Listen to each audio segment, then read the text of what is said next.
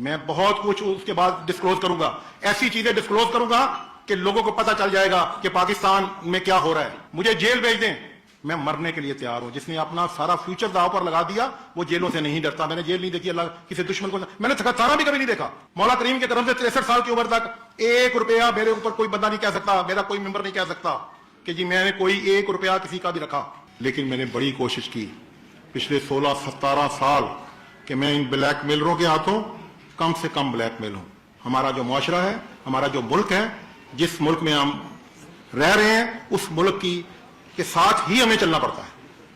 لیکن کسی بزنس میں میری طرح کے اور بھی کئی بزنس مین ہوں گے جو اس میں اسی طرح کے بلیک میل ہو رہے ہوں گے، لیکن میں بھی بلیک میل ہوتا رہا.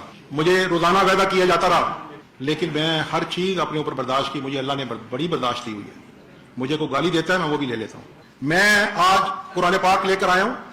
چیف جسٹس آف پاکستان بھی قرآن پاک لے کر آئے تھے.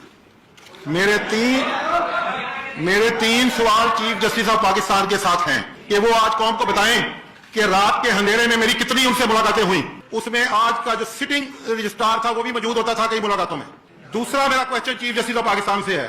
احمد خلیل میرا پارٹنر ایک پروجیکٹ میں، احمد خلیل کے گھر پرائم منسٹر اور چیف جسٹس آف پاکستان کی کتنی ملاقاتیں ہوئیں؟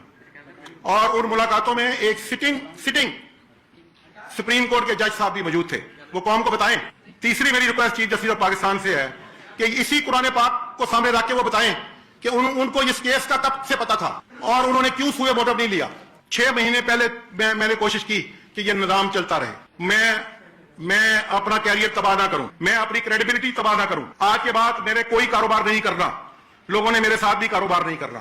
میرے 4 سال پہلے بھی چیف ایگزیکٹو سے ریزائن کیا تھا اور اس وجہ سے میں نے اپنا کیریئر چھوڑ دیا. اسی پنڈی کی سڑکوں میں 8 کلومیٹر پیدل چلا، میرے پاس 8 آنے کرایہ نہیں ہوتا تھا اور اللہ نے وہاں سے مجھے سارا کچھ دیا. وہ میں نے سارا قربان کر دیا. مجھے میرا بیریا ٹاؤن میرے بچوں سے زیادہ عزیز تھا، میں نے وہ چھوڑ دیا. اور میں اس ملک کو تباہ ہوتے نہیں دیکھ سکتا.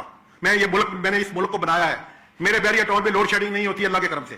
میرے بیریا ٹاؤن پہ سیکورٹی پرابلم نہیں ہے، گاربیج کلیکشن پرابلم نہیں ہے، روڈ پرابلم نہیں ہے، لوگوں کے لیے اچھے کھیل کے میدان ہیں. یہی گورنمنٹیں کرتی ہیں. میں اتنا سا کر رہا ہوں، گورنمنٹ اتنا کرتی ہے. جس کامن دوست نے 6 مہینے پہلے چیف جسٹس آف پاکستان کو جا کے یہ کہا کہ جی ملک ریاض بلیک میلر ہے، انہوں نے کہا کہ میں آپ کو ڈاکومنٹ لا کے دکھا دیتا ہوں. انہوں نے انکار کر دیا ڈاکومنٹ دیکھنے سے. کیوں انکار کر دیا؟ اور ہمارے کیس آج بھی چیف جسٹس آف پاکستان نے سنے اور ایف آئی اے کو کہا کہ ملک ریاض کو قتل میں انوالو کرو. آج بھی وہ نہ سنتے ہمارے کیس. ہمارے دل میں بھی بڑی عزت ہوتی ہے ان کی، بڑا احترام ہوتا.